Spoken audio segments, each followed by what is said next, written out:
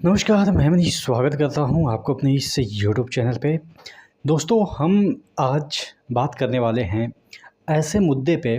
थोड़ा-सा माइक मैं यहाँ पे लगा लेता हूं जिससे कि मेरा हैंड एक्सप्रेशन सही रहे। चलिए, मैं बात करने वाला हूं कि जो जियो का या एयरटेल का या वीआई का जो अचानक टैरिफ रेट जो है वो बढ़ गए, इसके पीछे क्या इलेक्शन मुद्दा था? और अभी ही क्यों बढ़े और इतना क्यों बढ़े? यही सब मुद्दे पे हम बात करेंगे और आपको ऑप्शन भी बताएंगे कि इस टैरिफ से बचने के लिए, इतनी महंगाई वाले टैरिफ से बचने के लिए आपको करना क्या है। चैनल पे नए हैं तो सब्सक्राइब ज़रूर कर दीजिएगा, ठीक है? सपोर्ट कीजिएगा। आप लोग के लिए अच्छी अच्छी वीडियो हम बनाते रहेंगे। सरकारी जितने भी चीज़ें होती है जिससे कि आप पे इफ़ेक्ट पड़े, सरकार के एक एक चीज़ को यहाँ पे हम डिस्क्लोज करेंगे। तो देखिए, सबसे पहले हम बात कर लेते हैं। इलेक्शन जैसे ही ख़त्म हुआ, आपके जो मोबाइल के खर्चे हैं वो अचानक से इतना वृद्धि हो गया कि बहुत सारे लोग ये सोच रहे होंगे कि घर में 4 मोबाइल यूज़ करते थे, अब एक ही मोबाइल से काम चलाएँगे। लेकिन दिक्कत यहाँ पे ये आ गई कि सरकार की क्या ये मिलीभगत है? मुझे तो इसमें से थोड़ा-सा वो आती है, बू आती है कि सरकार का ये मिलीभगत है। आपने देखा होगा कि 4-5 दिन पहले एक नियम आया जिसमें कि सरकार ये कही कि हम कुछ गड़बड़ियाँ रोकने के लिए जब आप नंबर पोर्टेबिलिटी यूज़ कीजिएगा तो 7 दिन तक आपका नंबर को स्कैन किया जाएगा। मिनिमम 7 दिन, सरकारी चीज़ है, पता नहीं 7 से 70 दिन भी कर सकते हैं। तो 7 दिन तक आपका जो सिम है वो एक्टिव नहीं रहेगा, यानी कि 7 दिन तक तो आप पोर्ट कर ही नहीं पाएँगे। अब इस दरमियान अगर आप पोर्ट करने के लिए जाते हैं तो आपको डर बन जाएगा कि यार 7 दिन अगर सिम नहीं चालू होगा तो हम काम कैसे करेंगे? चूँकि जितना भी काम है वो सिम से ही डिपेंडेंट है। किसी को फ़ोन करना, व्हाट्सएप पे चीज़ें मँगाना, मेल करना, ये करना, वो करना।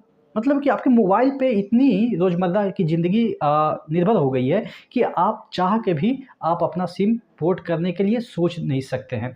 और ये नियम आया और उसके बाद आपके जो है वो रिचार्ज के दाम बढ़ गए। तो यानी कि पीछे खाई खोद दिया गया और आगे आग लगा दिया गया है, ताकि आग से बचने के लिए पीछे जाएँगे तो खाई में कूदेंगे। यानी कि दोनों तरफ मौत है। और आप देख रहे हैं कि ये चीज़ें कहाँ पे लागू हुई? जब इलेक्शन ख़त्म हुई तब जाके लागू हुई। ये चीज़ें अगर इलेक्शन से पहले लागू हुई होती तो आप समझ सकते थे कि वो वोट में कन्वर्ट हो सकता था, विपक्ष के वोट में। तो ये उद्योगपति का क्या साठगांठ था एनडीए के साथ या बीजेपी के साथ? मैं ये नहीं कह रहा हूँ कि साठगांठ है, लेकिन क्या ये आप कह सकते हैं कि इत्तेफाक हो सकती है कि क्या कि अचानक इलेक्शन के बाद ही बढ़े, इलेक्शन से पहले क्यों नहीं बढ़े? अगर कंपनियां चाह रही, चूँकि प्राइवेट है, उस पे कोई किसी का अधिकार तो है नहीं, तो वो कभी भी बढ़ा सकती है। इलेक्शन से पहले बढ़ा सकती थी, इलेक्शन के बीच में बढ़ा सकती थी, लेकिन इलेक्शन के बाद ही बढ़ाना, क्या ये संयोग है या एक प्रयोग है? आप ज़रूर बताइएगा कि इलेक्शन के बाद ही क्यों बढ़ा। और ये वाला रूल जो 7 दिन पोर्टेबिलिटी में दिक्कत होगी आपको, ये रूल इसी समय ही क्यों आया? यानी कि जब आपका दाम बढ़ा तभी क्यों आया? ये भी दोनों के बीच कनेक्शन आता है क्या?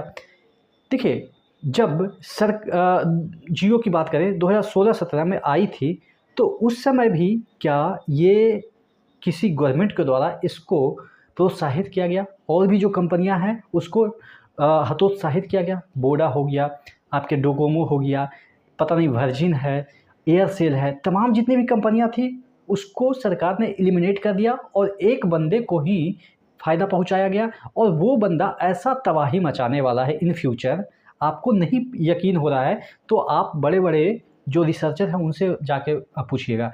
अगर भविष्य में सिर्फ जियो ही रहा, एयरटेल ने तो किसी भी तरीके से रगड़ के अपनी स्थिति बनाए रखी। और आप जानते हैं वोडा और ये आइडिया का जो दोनों मर्ज भी हुए कि चलो भाई हम दोनों मिल के मुकाबला करेंगे, वो भी इस कदर मतलब कि अभी परेशान है कि मुझे लग रहा है कि 1-2 साल में वो भी ख़त्म। उसके बाद सिर्फ़ और सिर्फ आपके कौन से बच जाएँगे, प्राइवेट की मैं बात कर रहा हूँ, बीएसएनएल पे हम बाद में बात करेंगे। आपके सिर्फ ये बच जाएँगे, एयरटेल बच जाएँगे और जियो। एयरटेल ने तो किसी भी तरीके से अपना जो विश्वास है ग्रामीण क्षेत्रों में बनाए रखा है टावर की वजह से, लेकिन पता नहीं सरकार अगर किसी एक पर्टिकुलर सेक्शन को फेवरेट बनाने लगे और उसी का काम करने लगे तो आप समझ सकते हैं कि कितना ये मतलब हानिकारक है जनता के लिए। आप समझ सकते हैं कि सपोज़ आपको मन भी करता होगा कि अरे यार 2 महीने रिचार्ज नहीं करते हैं, कोई काम नहीं है। लेकिन पता चला कि 2 महीने के बाद आपका सिम बंद कर दिया जाएगा। आप अगर नहीं विश्वास है तो आपको फ़ोन करके पूछना चाहिए कस्टमर केयर से। 2 महीने के बाद जब आप सिम ओपन करने जाइएगा तो आपको 1000 रुपया लग जाएगा। तो फिर आपके दिमाग में आएगा यार 2 महीना का करवा ही लेते तो फ़ायदा रहता।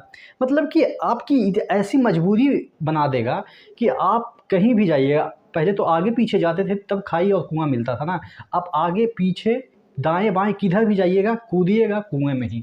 तो ऐसा सिचुएशन ना आए, मार्केट में और सारी कंपनियाँ आए, सरकार को ऐसा चाहिए कि और भी कंपनियाँ रहे।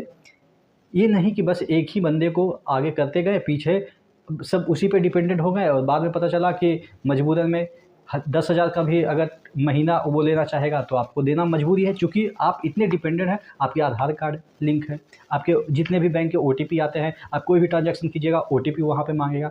आप कहेंगे कि सिम तो मतलब कि डीएक्टिवेट कर देते हैं या सिम यूज़ नहीं करते हैं, 2 महीने के बाद यूज़ करेंगे, तो क्या ऐसा पॉसिबल है? रोज़ाना आपको ट्रांजैक्शन वगैरह करना होता है, किसी से पैसे मंगवाने होते हैं, किसी को पैसे भेजने होते हैं। तो चीज़ें थोड़ा-सा मुझे लग रहा है कि सरकार को भी इस पक्ष में, इस चीज़ में सोचना चाहिए और विपक्ष को इस मुद्दे को उठानी चाहिए, मुझे जहाँ तक लगता है।